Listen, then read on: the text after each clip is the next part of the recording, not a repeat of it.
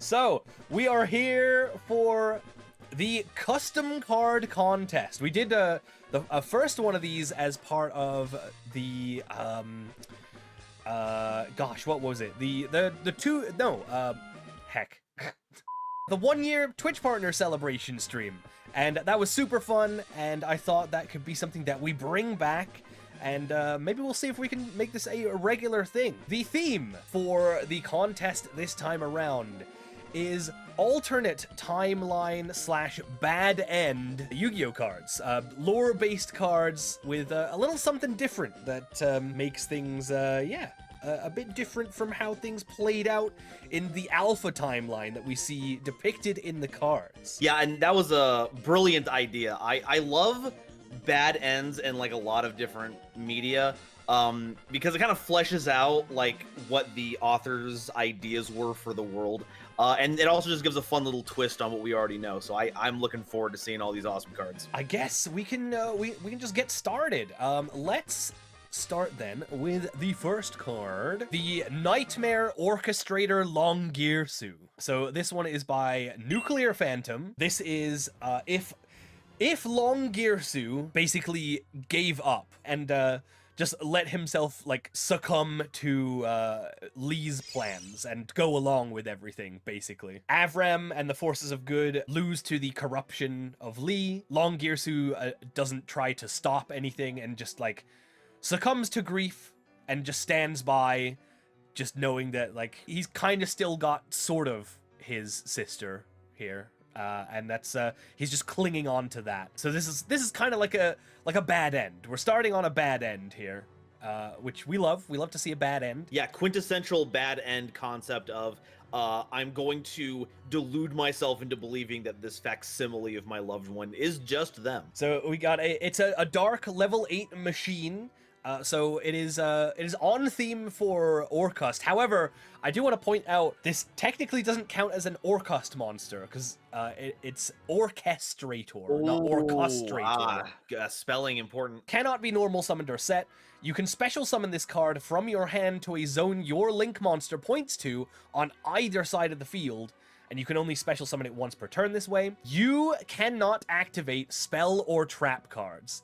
That is so strong. Whoa. You can give this to your opponent, and you can Jinzo spell canceller them, basically. Yeah, shutting off 2/3 of the card pool is going to affect at least a few lines of play. It also says, if this card in its owner's possession is sent to the graveyard, you can banish this card from the graveyard, special summon one Nightmare Corruptor Elysium from your deck to your opponent's side of the field. You can only use this effect of Longirsu once per turn. You can either spell trap lock them, or you can Elysium lock them. That's outrageous. That is crazy. That's nuts. So I think my question is, what does keeping your opponent off spell and trap cards have to do with Orcust or Nightmare? It is a powerful effect, to be sure, but it does feel like it's just kind of tacked on because it's good, not because it's thematically relevant. Maybe it's just he's so sad that whoever's side he's on, he's just kind of bringing everyone down. Spell and trap cards ruined Yu-Gi-Oh! The fact that it summons to a link point brings to mind Crusadia, but since this is a bad future in which they defeated Crusadia, that actually kind of makes sense. Like, it incorporated the power of the World Crown.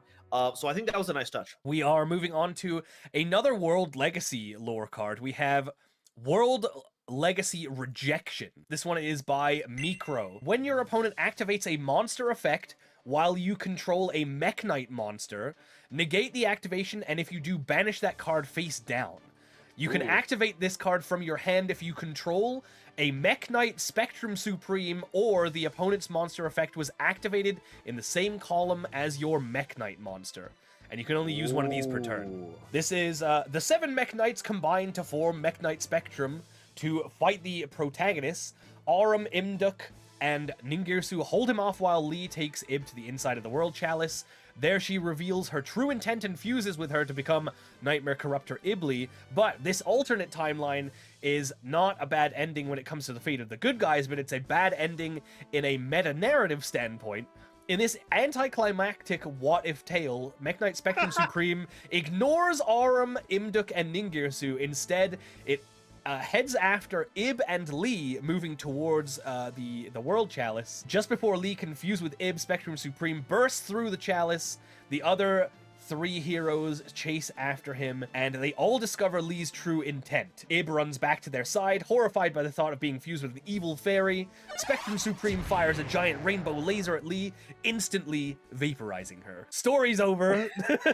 I do kind of like the attention that it gets like a bonus effect if they're in the right column, or you're using the Link monster that no one wants to play. And the number of times where Purple Nightfall has been ashed is just horrifying. So having a way to deal with that, I'm sure all the Mech Knight players are going to be very happy with it. We're going to move on to card number 3. And I hope you're ready for this one, because this one is something different. This one is by Clockwork Kobold. This is God Emperor Jerry Beansman. Oh. He became the strongest, and the world paid the price. And he has infinite attack and defense. Okay, I have to hear the lore for this guy. Well, I mean, the lore is on the card. It's a vanilla monster. He became the strongest, and the world paid the price. This is truly the darkest timeline. The God Emperor Padishah Jerry Beansman controls the intergalactic trade routes with his infinite power and attack. And searchable off Summoner's Art, so very accessible. Exactly, anyway. Yeah, very true. Oh, and you can summon it off Lone Fire Blossom, so you know. Oh my god, it's a plant, yeah. We are moving into some dual terminal lore. This one is by Acetone. It is Mist Valley Apex Predator. The lore of this one is simply, what if the worms won in dual terminal and started mutating the other factions? I was literally telling you this in private chat. This is literally the scenario that I was pogging for. Once per chain, when a card or effect is activated, as a quick effect, you can target one light reptile or one winged beast monster you control, return that target to the hand, and if you do, negate the activation, and if you do that, place the negated card face down under your control. Oh. No face down cards can be activated or flip summoned the turn they are placed face down by this effect. It's Apex Avian, but it's also worm coded, and it's also it's got a totally awesome clause on it too. Yeah, in true worm fashion, what's yours is ours, and what's ours is better. Wait, can you summon this off of W Nebula Meteorite? This is a level 7 light reptile, so yeah, you can totally do. I was almost about to knock the problem-solving card text because that last one seems a little ambiguous, but no, it does specify the face down cards that are being set. It says that we can't activate them, so it factors in for spells and traps as well as the monsters that we're setting face down. This is awesome. A+.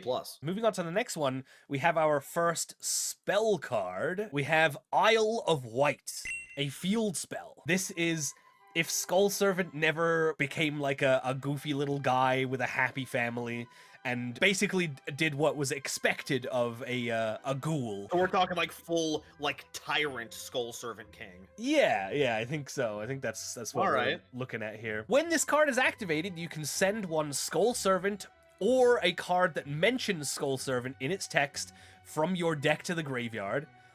If a monster is sent to your opponent's graveyard, you can banish one of those monsters, then you can take one Skull Servant monster from your graveyard and either add it to your hand or special summon it. During your opponent's end phase, if you control 5 or more Skull Servant monsters, you win the game. And you can only use each effect of this card once per turn. So we have an alt-win condition for a start. Which is very evil. Big bad energy right there. The important part of the card, though, is going to be the other 2 effects, because those are going to see a lot more usage. And what usage those are, holy calzone. The first effect is just Foolish Burial.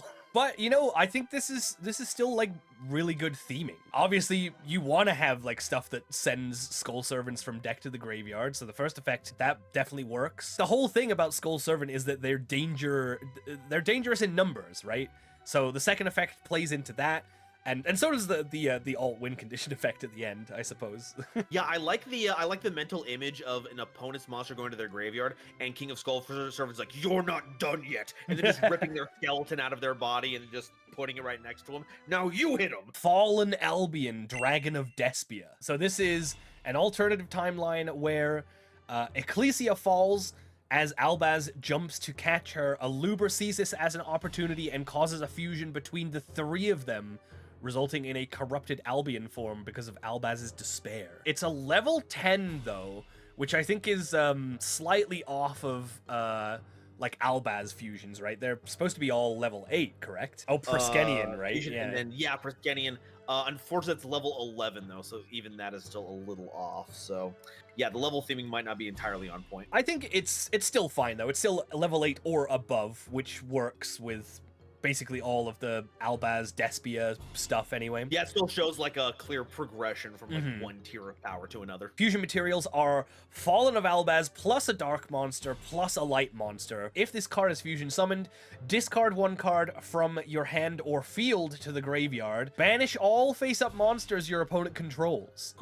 That's so strong. If this card is sent from the field by battle or card effect, send 1 Albion or Lubellian monster from your extra deck and special summon 1 Albion or Lubellian monster from your graveyard or banish zone with a different name from that monster. This is treated as a fusion summon. The fact that you say that this is treated as a fusion summon, despite the fact that there are non-fusion Albion and Lubellian monsters that could technically be summoned with this. So if you summoned the bestial Lubellian with this effect, but it was treated as a fusion summon, I don't know how that would work. Yeah, on the one hand, I feel like you would want to have text here that like made just in case you don't summon a fusion monster, like this is a fusion summon if you summon a fusion monster with this effect kind of deal. On the other hand, there's no rule in Yu-Gi-Oh saying you can't fusion summon an effect monster. Yeah, exactly, right? Gunvoltix has pointed out that the bestial Lubellian must be summoned by its own effect, so I guess we've dodged that one there, but the Albion the Shrouded Dragon, the main deck Albion, can just straight up be summoned, like, no restrictions, right? Oh, and we didn't even talk about the first effect, where you discard a card and you banish all of your opponent's face-up monsters, which is crazy non-targeting, non-destruction removal. Sometimes I've had problems breaking through boards to like get that OTK finished up so that I don't have to deal with like another turn of getting my resources managed. Fallen Albion just solves that. Like it's all fixed. Like Mirror Jade on like some sort of like illegal substance. That we won't name here. Kagamihime, the manifested Mikanko. Ooh, okay. This is if Hu Li did not become Arahime in this timeline, but Nini, the Mirror Mikanko, was the one who was accepted and became the new Arahitogami for Ohime. With this, the forward-thinking Mikagami clan now gains the honors due, and the world is blessed once more. But while the Mitama clan are publicly accepting, privately they are enraged, especially when they learn that Nini was not the first choice of Ohime. Ooh. Oh, I guess this is like a bad end from like a political machinations kind of angle. Clans vying for power and like who gets to have the honor of having Ohime being represented by their clan. That's pretty interesting. So it's a light level 9 fairy ritual with 0 attack and 0 defense. You can ritual summon this card with Mikanko Kagura. Cannot be destroyed by battle. Also, your opponent takes any battle damage you would have taken from battles involving this card.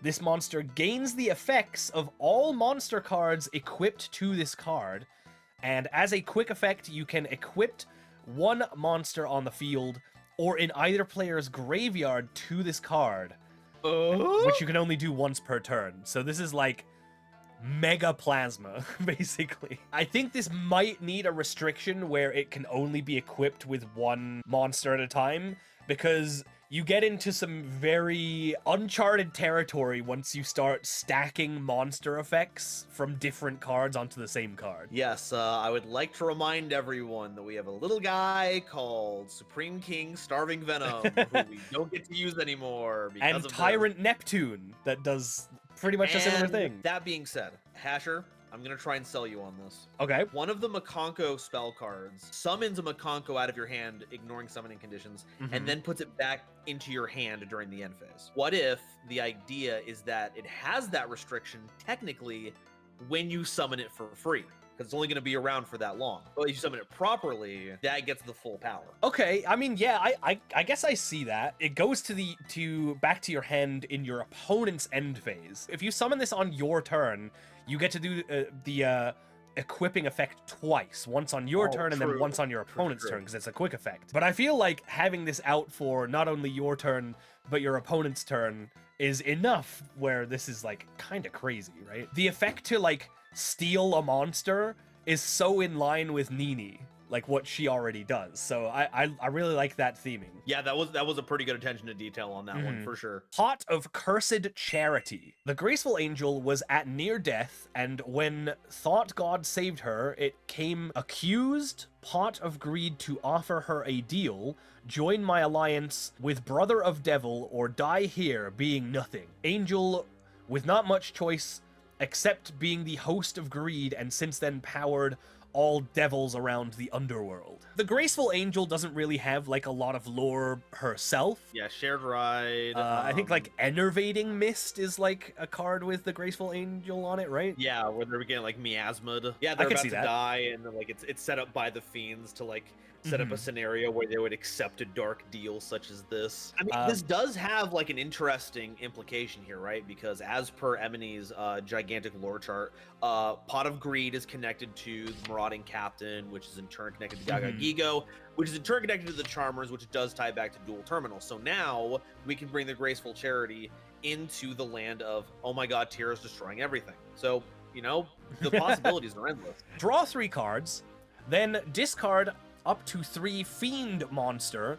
or send up to 3 Fiend monster on your face-up extra deck, or if you do not have any in your hand or face-up extra deck, banish your entire hand. You can only activate 1 Pot of Cursed Charity per turn. For the rest of the turn, after this card resolves, you cannot draw cards by card effects or normal summon except Fiend monsters. I think the first thing that we need to mention is that Fiend, in the first sentence of card text, Fiend is in quotation marks. You have to discard up to 3 monsters with the word Fiend in their name, or send 3 monsters with Fiend in their name from your face-up extra deck. So not Fiend type monsters, monsters with Fiend in their name, because that's what the quotation marks mean, right? So this works well with what? Archfiends, Fiend Hunter. That's all the fiends I can think of off the top of my head.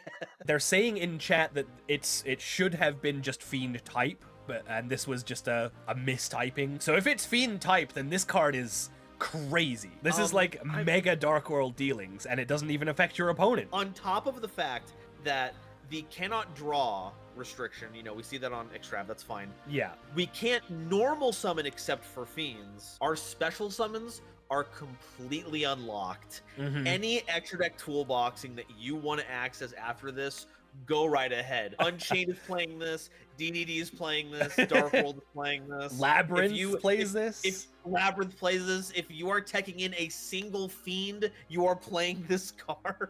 I don't think this could ever see print. It could never be let anywhere near a printing press. No way. We are going now to Tri-Brigade Therion Zubin Kit.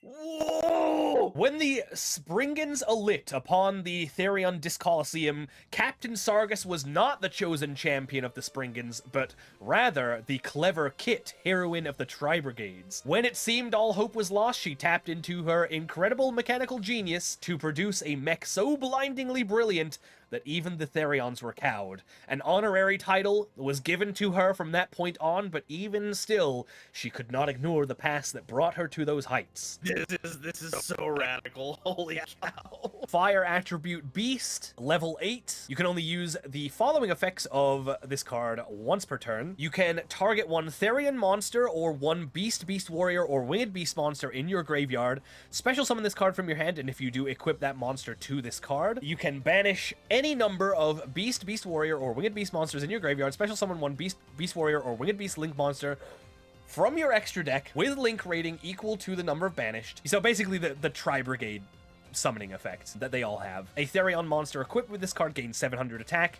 Also, it can activate the second effect listed above as if it were Tri-Brigade Therion Zubin Kit. I'd also like to there's a little extra thing at the end of the Tri-Brigade summoning thing. It adds a cannot be destroyed by battle True. lingering Yes. effect on there. So I it's did skip over that. Yeah, thank extra. you. Basically, like any Therion can use the Tri-Brigade summoning effect at this point. Yeah. It And also then- gives us another way to recycle our Tri-Brigades so that we can get their grave effects again once like the equipped Therion goes away. So that's pretty awesome. Oh my god, you can go Fractal, send Kit, send Nerval, search this, and then equip Nerval to it. So then when this goes away, you get another Nerval search. Yeah, this is obviously very strong, but I don't think it's outside the realms of like what could be a card. Please, Konami, if you're watching, make this a real. Do I'm more begging all you. timeline stuff, please. Revendred Scorcherous. The art is by Theme1352 on DeviantArt. Obviously, this is based on Burstinatrix, I think, but I think we can realistically believe that this could be a Vendred card. This is Revendred Anima, but Anima's soul was reconstructed by, I think it's Battlelord, right? Unbeknownst to Battlelord, Anima's soul was also reconstructed, and she retook control of her body and basically becomes like a second Vendred Slayer and fights alongside the Vendred Slayer. I do like the idea that there's a focus on like the legs being a weapon, so it's like a juxtaposition to a Vendred's little arm blades. I think that was a cool idea. Yeah, I think that's very cool. Yeah. In this timeline, Anima itself was not just a cruel mockery of Slayer's lover. When Battlelord's core stole Slayer's locket and used it as a blueprint for the other Vendreds to make Anima, they not only recreated her appearance, but they even managed to rebuild her very soul and encapsulate it in Anima as part of a twisted game. However, after being forced to witness a brutal beatdown on Slayer through the eyes of Anima, her own infernal emotions of fury and desperation caused Anima's core to overload. Now finally free from the grip of the grave, she fights in the night against the remaining Vendreds alongside the man she cherishes most. Using the same powers that were conveniently given to her reformed body by the foolishness of the Horde. Born anew with her hardened human resolve and the tamed core of a Vendred serving as her beating heart, Revendred Scorcherous bears the strength of both sides and none of their known weaknesses. You love Very seeing the power of love win, folks. Hell yes, we do. A level 6 Dark Zombie Ritual. You can ritual summon this with any Vendred ritual spell. This card's name becomes Revendred Slayer while on the field or in the graveyard. If this card battles an opponent's monster during damage calculation as a quick effect, you can return one of your banished zombie monsters. This card's attack becomes double that opponent's monster's attack until the end of the turn. At the end of the battle phase, if this card attacked or was attacked, you can change this monster to defense position, special summon one Vendred ritual monster from your hand or deck. This is treated as a ritual summon. Woo! That's very strong. However, it does force you to use your battle phase to get there, so it's balanced in that sort of way. Yeah, because it's at the end of the battle phase, so you can't just immediately go into like Revendred Executor or something and then punch in for an extra 3k. It doesn't specify where you return one of your banished zombie monsters to. I'm guessing it's the graveyard. Is it being sent back to the graveyard to set up with Mizuki? Is it being put back into the deck so we can set it up for a Vendred Link monster? Yeah, there's a lot of different things that this could lead into that we just don't know what it does. I really like that her attack and defense mirrors the Slayer's attack and defense. Oh yeah, that was a nice touch. I also like that the fact that they used Burstinatrix as the base here calls back to that fan theory that the Vendred stuff takes place in I think they said Hero City number 2. I've never heard that before, but I think that's pretty cool. I like that. This one is by Tally Ho. Malignant Apathy. As Visa Starfrost's violent corrupted form Vicious Astrolaud descends upon the peaceful planet Calarium, it does battle with Manadium Riemheart, the personification of Visas' joy, the final piece of his soul. However, as Riem transforms into Manadium Primeheart to defeat this foe, he is instead outmatched and becomes devoured by Vicious Astrolaud, which continues its rampage across the planets of the Clear New World as the Malignant Apathy. Yeah, that's a pretty solid setup for a bad timeline. Earth attribute level 10 Fiend Fusion with 4,500 attack and defense. Kind of crazy on the stats, but it is a fusion of Visa Starfrost plus a Link monster plus a Fusion monster plus an Xyz monster plus a Synchro monster. Miracle Synchro Fusion goes hard. Oh, can you make this? I guess it does require a Synchro monster, yeah. Must be either fusion summoned or special summoned from your extra deck by banishing the above cards from your field and or graveyard. Yeah, it looks like you might not even need Miracle Synchro Fusion, right? If you have special summoned a Heart monster with 3000 attack this turn, you can also banish one monster from your extra deck as material. Oh my god. If you use any of the Hearts this turn, one of the fusion materials can come from your extra deck. That's kind of crazy. If this card is special summoned, shuffle 2 cards on the field into the deck. That is mandatory. Neither player can summon monsters in defense position. Neither player can return cards in the graveyards to the deck. Neither player can banish cards. All cards on the field cannot be destroyed by card effects. Oh, okay. That's cute. Very clever. It's like the reverse effect of all of the Heart monsters. I see. And in a funny way, it also still synergizes with having a gigantic monster on the field that does a lot of damage, because now they can't hide behind a defense position monster. You can still beat things in battle, and even though your opponent has those protections, you still benefit from not having your cards destroyed by card effects or getting your stuff banished. That's actually weirdly harmonious. It's anti-lore incarnate. Yeah. The only knock I would say is that maybe the alternate summoning condition is a little bulky, but like if your card having extra features to summon itself is the worst thing I have to say about it, I think you're in a good place. When this guy is out, he kind of doesn't do a whole lot other than just be like a big bungus, right? It takes a bit to get out, very powerful, but yeah, there are common outs that people are running to get this thing out of here, so it's not... Funnily enough, it's not overpowered. In terms of power level, I think this is very realistic. I like this a lot. The White Maiden of Dogmatica. In this timeline, Ecclesia kills Albaz during their first encounter, having embraced the fanatical teachings of the Dogmatica faith a long time ago. Oh. Soon after, the Tri-Brigade would assault the Dogmatica to free their imprisoned comrades, but Ecclesia and the other soldiers of Dogmatica would strike back, and after the dust has settled, the remaining Tri-Brigade forces have either been captured or slain. As a reward for her services, Maximus would declare Ecclesia as one of Dogmatica's greatest saints, granting her the title of the White Maiden. I'm sad now. Yeah, I mean that's what bad end is, right? Yeah, no, you were on point and you understood the assignment. A light level 8 spellcaster ritual. You can ritual summon this card with any Dogmatica ritual spell. Dogmatica monsters you control cannot be destroyed by card effects. During either player's turn, as a quick effect, you can target one fusion, Synchro, Xyz, or Link monster your opponent controls, negate its effects, also halve its attack until the end of the turn.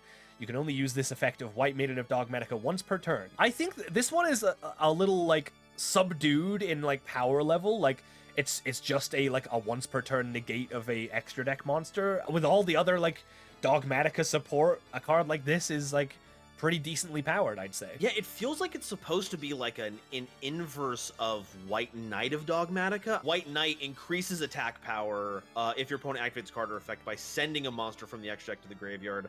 So this is like negating an extra deck monster and having its attack power. So I think that was a pretty good idea on that part. I think the only thing I can say in terms of like PSCT on this is you don't actually need to specify during either player's turn if it is a quick effect. Unless it's a quick effect that can only be used during your opponent's turn or only on your turn, you actually don't need to put that on the card. King Cerulean says, also White Relic of Dogmatica has the effect to protect the higher level Dogmatica from battle. Yeah, so okay. Along with the White Relic, this is just total destruction protection then. I feel like this really helps bring together, using the alternate timeline idea to really bring together the Ritual Dogmatica deck.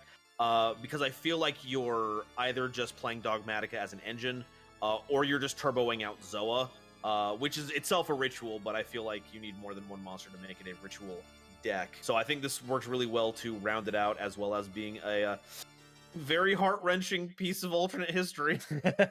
Yeah, so this one is Mind Deterrent. A quick play spell. And Fabled Raven attempts to take over the mind of Mist Valley Thunderlord, attempting to force him into battle with the ally of Justice Catastor. Ironically, the effect of Catastor would destroy Thunderlord if they battled on the field, but as long as they fight and cause havoc, it is enough for Raven. However, in this alternate timeline, the Thunderlord is able to resist the mind control of Raven and avoids an infight. Thank goodness. Thunderlord, please resist. Do not let them fight against your boyfriend. In terms of the art, I actually made this. Sam submitted this with no art on the card, which is like totally fine. You didn't need to have art, but I thought this is just what like immediately what came to my head when when this card was submitted. Well, you did a bang-up job on that one. I pretend I do not see it. So the effect of this card is very simple. It is if a monster effect is activated during the battle phase, or during battle, but I guess, yeah, during battle phase is probably what that means. Negate that effect, and if you do, the next time your monster would be destroyed by battle or card effect, it is not destroyed. This change lasts until the end phase. So a very simple little battle trick, or technically an anti-battle trick when you think about it. Oh, we've entered into the negative battle phase now. Obviously, you use this to negate the effect of the Catastor that would destroy your Mist Valley Thunderlord. Technically, you also save the Catastor. From a lore perspective, Catastor and Thunderlord are supposed to be on the same side, so you negate the effect of Catastor that would destroy Thunderlord, and you also stop the Catastor from being destroyed by the battle by the Thunderlord. We're going to take this out of the whole mental manipulation thing, no backstabbing. We're all just going to sit down and have a nice talk and not use effects during the battle phase, Frank. Servendred, Mutated Battle Lord. Ooh. During the vicious battle between Slayer and Battle Lord, the vengeful zombie was struck down by the powerful foe. Battle Lord took relish in this defeat, removing the essence of Slayer and taking the fallen warrior's body into his own. The mix of rage and sadness along with Slayer's own DNA mangled by the strange virus in turn caused Battle Lord to change. The towering zombie's pale blue skin and armor hardened into a smooth black alternative that was much more resilient to damage. The black armor moved down to his blade, fusing the weapon to his arm like an extension of his limb. His size was also increased, causing the Goliath monster to ascend to giant-like size. With one final bellowing roar, the newly mutated Battle Lord commanded all of its zombie legion to go out into the world and claim it as theirs. Like their master, the zombies mutated as well, taking on the title of Servendred, planning to make the rest of the earth subservient like them. The sun rose once more over the fallen city, but this new mutation was the beginning of the end. Even the sun held no power to stop the foes. Could anyone bring forth any renewed hope? Yeah, that seems pretty doomed, actually. Yeah, this is the doomed timeline from the Vendred lore. Level 12 zombie ritual with 3,500 attack. Wait, I was reading from the text that was submitted. It says 3,500 attack, but the card says 3,000, so I'm not sure what to think now. You can ritual summon this card with any Vendred ritual spell. When a monster would be special summoned, quick effect, you can send one Vendred monster from your hand or field to the graveyard, negate the special summon, and if you do, destroy it. And if you do that, you can special summon one zombie monster from your graveyard. During the main phase, you can target a number of Vendred monsters that are banished or in your graveyard, up to the number of Vendred monsters on the field that were used for this card's ritual summon. Special summon them, but shuffle them into the deck when they leave the field, and you can only use each effect of this guy once per turn. Well, it's interesting to see them bring back the whole using material on the field theming that was the beginning of that. And it just lets you buy back the material to do it again, which was one of the big weaknesses of having to have all your material on the field. Also very on theme with him, like, bringing back, or, like, increasing the size of the horde. I like that. Yeah. And it also has a special summon negate effect. I'm gonna say it. I'm gonna say the I word. Inherent special summon negation. Hey, I'm glad someone's saying it. Very easy to get to. I believe it's Revendred Evolution just lets you send a material directly from the deck. So you just send one Servendred, get another one, and even though this one will explode, that's what the original ritual spell is for. I forget exactly what the name is. Revendred Origin, that's what it is. But it's not, like, super strong either, like, in terms of You know, like, it has no natural protection. You can literally just, like, Raigeki this guy, and he's dead. He's out of there, you know? If there is no origin to protect him. By Tom Raboni, this is El Shadal Apocryphed. El Shadal Construct is able to completely defeat and control the Qliphorts before the Infernoids are able to be released. This results in the Shadals overwhelming the terminal world and hybridizing with other beings, such as this combination of Construct and Apocryphort Skybase. Yeah, so for those of you who don't know, the Qliphorts were actually supposed to be the good guys until Tierra decided to be a butt about it. So Shadal's being too fast for even Tierra or the Infernoids, just taking over before they have a chance to influence anything and just being like, no, we're all Shadals now, deal with it, is a very interesting idea. We have two different scales, which, you know what, I actually did not even notice until you pointed it out. If it's in the left one, it's a scale 1, and if it's in the right one, it's a scale 9. Like, it's about damn time. Right? Like, this is just design space that they never explored. Like, why do they even have two pendulum scales on the card if they're just going to be the same anyway? An Earth level 9 Machine Fusion Pendulum with 2500 attack and 2900 defense. We'll start with the Pendulum effect. Your Shadal monsters have... This card is always treated as a Shadal and Qli card. You cannot special summon monsters except Qli monsters. This effect cannot be negated. Once per turn, you can target one Qli monster in your graveyard, add it to your hand. How does this work in, like, Yu-Gi-Oh! Syntax? Your Shadal monsters have... This is always treated as a Shadal and Qli card. Does that apply to Shadal monsters in the field? Does it apply to Shadal monsters anywhere? Or, like, how does that apply? What they're giving here is not an effect, it's a card condition. Being able to provide that has never been done before. And like you mentioned early, at the start of this question, it doesn't specify from where, and that's really important because things like the Qli pendulums will limit you from special summoning specific monsters, but will this make your Shadal Falco in graveyard count as a Qli monster? I do not know. It is a fusion of one Shadal monster plus one Apocryphed monster. It's unaffected by card effects except Shadal and Qli cards while you control a face-up card in the Pendulum Zone. When a special summoned monster your opponent controls activates its effect, as a quick effect you can negate the activation, and if you do, take control of it until the end phase, then destroy one face-up card in your Pendulum Zone. If this card in the Monster Zone is destroyed, you can place this card in your Pendulum Zone,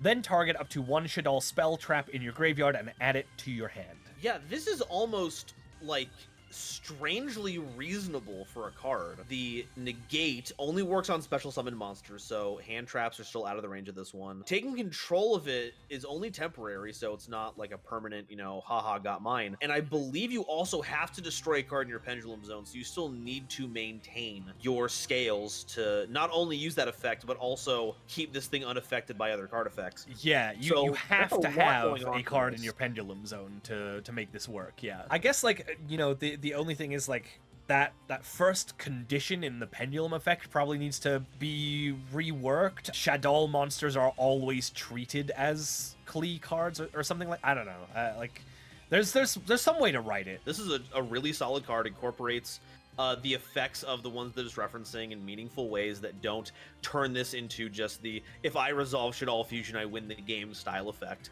So I would love to see this printed. If this becomes part of the dual terminal packs, I would not be surprised. From the Lich King, we have Poison Dragonfly. So this is an anime alternate timeline. What if Pharaoh Atem was able to use the Eye of Timaeus on the poison butterfly in his battle against Weevil? Oh, okay.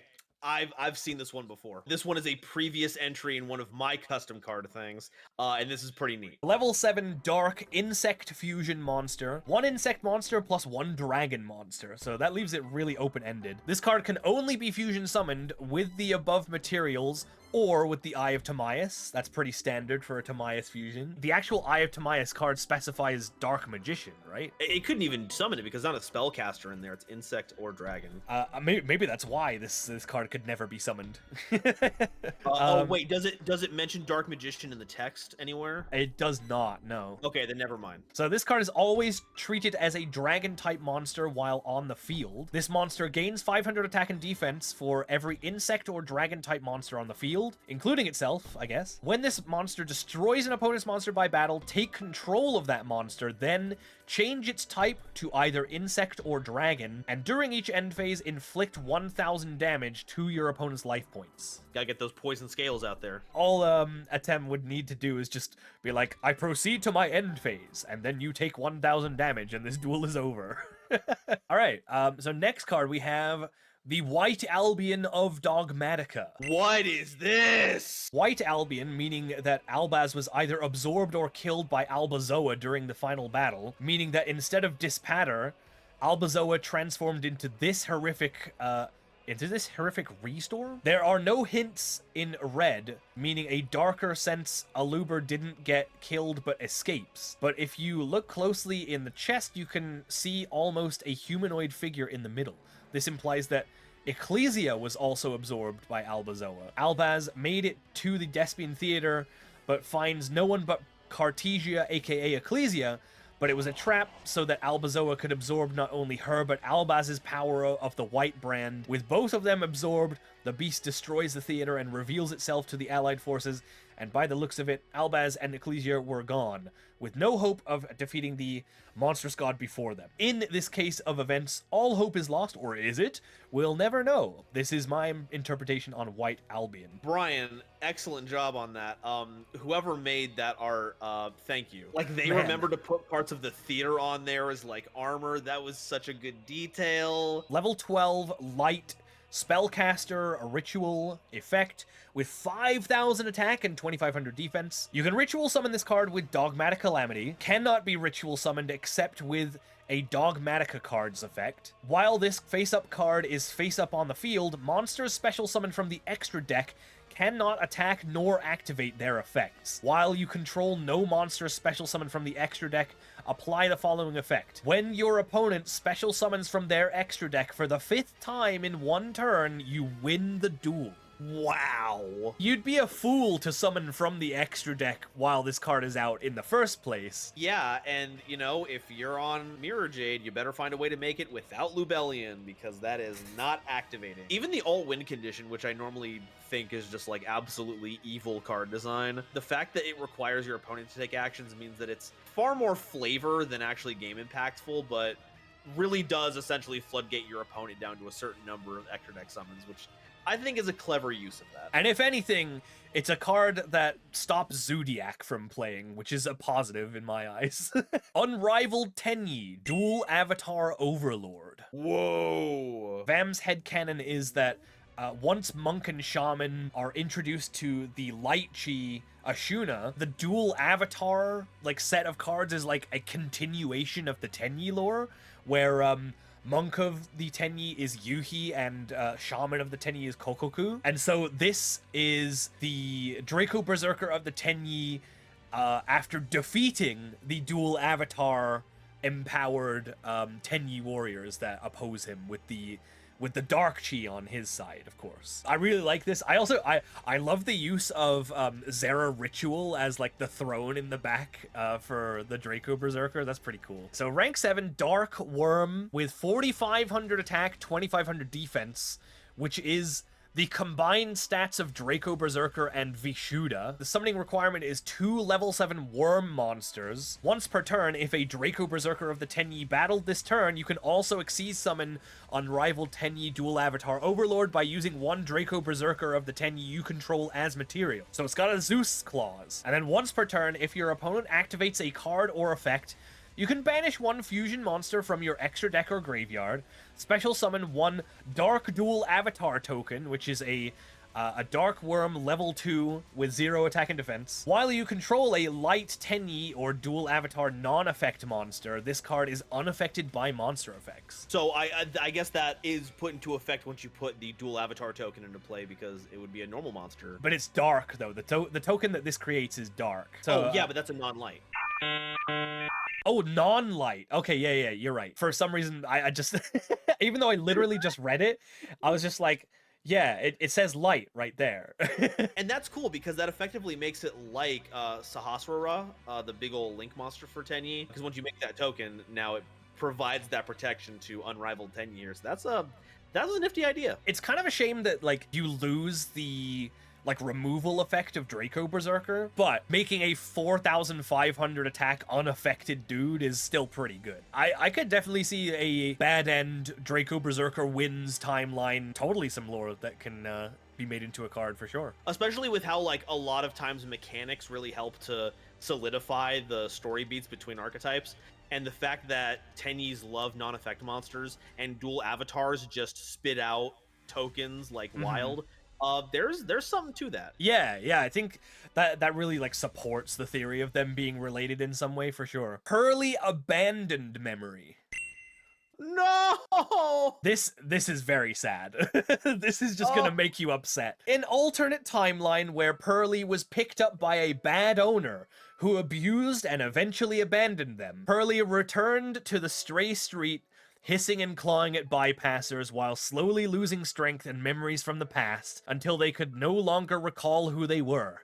Will this creature regain faith in humans again? It's so sad! Going too far! Look, I can understand giant elder gods ruining the world by consuming it, but abandoned animals is a bridge too far. So yeah, it's another memory quick play spell. Target one card on the field, banish it until the end phase, then you can apply the following effect. Discard one card, and if you do, special summon one level 1 Pearly monster from your deck. A Pearly Xyz monster that has this card as material gains the following effect. This card can attack monsters a number of times each battle phase up to the number of materials detached from this card this turn +1. If this card battled an opponent's monster, you can detach one material from this card, halve this card's attack. Oh, wow. Yeah, this card is like really powerful. So this can attack monsters a number of times each battle phase up to the number of materials detached from this card this turn, rather than the number of materials that are attached to this card. It gets stronger because it's lost stuff. That makes a very sad kind of sense. This is powerful, and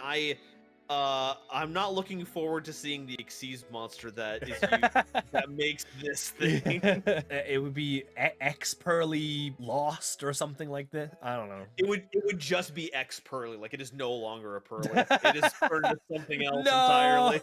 No. Evil Pearly. Oh. Next up, we have a submission from Lemon, Sloth Persona, the imagined Drake Overlord. Basically, the boiled down question is, what if an Amorphage monster survived the battle between Lecter and Luster Pendulum? Apparently, Amorphage Sloth is the only one to not be a part of Goliath. So if any of the Amorphages would survive that battle, it would probably be Sloth. Persona comes from Amorphage Persona, and he is not the imagination Drake Overlord, he's the imagined Drake Overlord. Drake Overlord implies like it's the one that rules over all.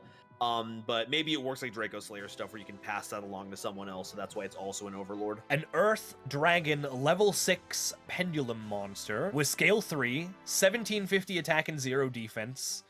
Wait, what? Okay, so it says 1750 over here, but this says 2350 on the card. I've just realized. Which one is true? When this card is in the Pendulum Zone, its name is treated as Sloth Persona, the imagined Draco Slayer. And while you control a Draco Slayer or Amorphage monster, negate the effects of all cards in the field zones, except cards that increase attack and defense. During the standby phase, tribute one monster or destroy this card. Notably, I just realized this does not negate the effects of Necro Valley, because that does increase the attack points of Gravekeepers. So actually, no, that is so true, because if you're fighting a deck that uses the graveyard and you tech in Necro Valley, you can still use this, because you're pendulums. God damn it. Always treat it as an Amorphage monster. If this card that was Pendulum summoned in your Pendulum Zone, or special summoned by a Draco Slayer card, leaves the field, you can add one spell or trap that mentions Amorphage or Drake Overlord from your deck to your hand. If you would tribute a monster, you can shuffle this card from your face-up extra deck into the deck instead of one of those monsters. And you can only activate each effect of this guy once per turn. Immediately, I'm seeing, oh shit, this searches Draco face-off. Yeah, because it's got Draco Overlord in there. Yeah! It's extended to the whole Draco Slayer line, and that's pretty useful. Not only does this give us like an actual good Draco Overlord now. It also searches the card itself. That's great. Amorphages are desperate for ways to cheat their pendulum scale costs. Using this as a way to shuffle it into the deck to prevent one of those, that's very keen. I like that, like, the idea that one of the Amorphages survived the battle and basically wants to become a reformed, like, part of the Draco Slayer Legion after this. I think it's cool. Yeah, it gives a bit more texture and flavor to a group of creatures that have had almost zero agency throughout the story. Just a bunch of hedgehogs and octopuses being turned into dragons. All right, I think we're down to our last couple here, so we'll move on now to the Fire King, Abyss Lois.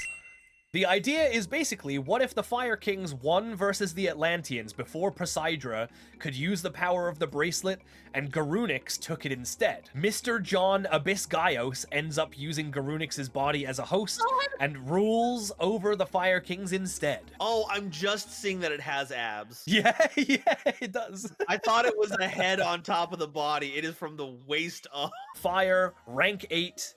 Winged Beast Xyz effect monster, and you can make this with 2 level 8 fire monsters. For this card's Xyz summon, you can treat one fire beast, beast warrior, or winged beast monster you control with a level as a level 8 monster for material. This card gains 100 attack for each fire monster in your graveyard. Once per turn, as a quick effect, you can destroy one material attached to this card, and if you do, negate the effects of all face-up monsters your opponent currently controls that have less attack than this card until the end of this turn. If this card on the field is destroyed by battle or card effect, you can return this card to the extra deck, and if you do, add one Fire King card from your graveyard to your hand. I think the idea to destroy Xyz material is really creative. Yeah, that is definitely a great way to recontextualize the active detaching material to gain their effects. Kind of like how there's another archetype that likes having its cards destroyed, and now it destroys it from like different zones. Like you can destroy cards from your deck. Like dinosaurs, maybe? Perhaps?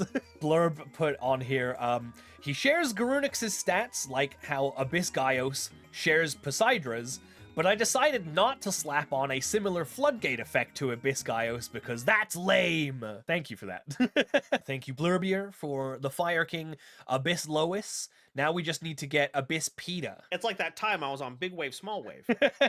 This is our final submission, and this is from Scarlon. A Branded World. This is essential bad end. This is what if Luber won, and we got Luber Quem and Adlib instead of Albaz, Ecclesia, and Kit. That's the real trio. Yeah. It's a field spell card. If a card leaves the extra deck, you can activate one of these effects. Send one Albaz monster from your hand, field, or deck to the graveyard, and if you do, take one Luber monster from your deck and either add to your hand or special summon it. So it's literally Albaz dying and making way for Luber. The other option is return 2 level 8 fusion monsters to your extra deck that are in your graveyard or banished, then banish one card your opponent controls. And you can only use this effect once per turn. This feels right in line with what you want to be doing with Despia. Let's call it what it is. It's a Despia support card. You can search it with base Luber. It self summons base Luber, and then you can start recycling fusion monsters as removal. This card is wild. Holy cow. I could definitely see this like being a real card. Except for the fact that, you know, it depicts the losers winning, I guess. And, of course, with a contest, we have to have a winner.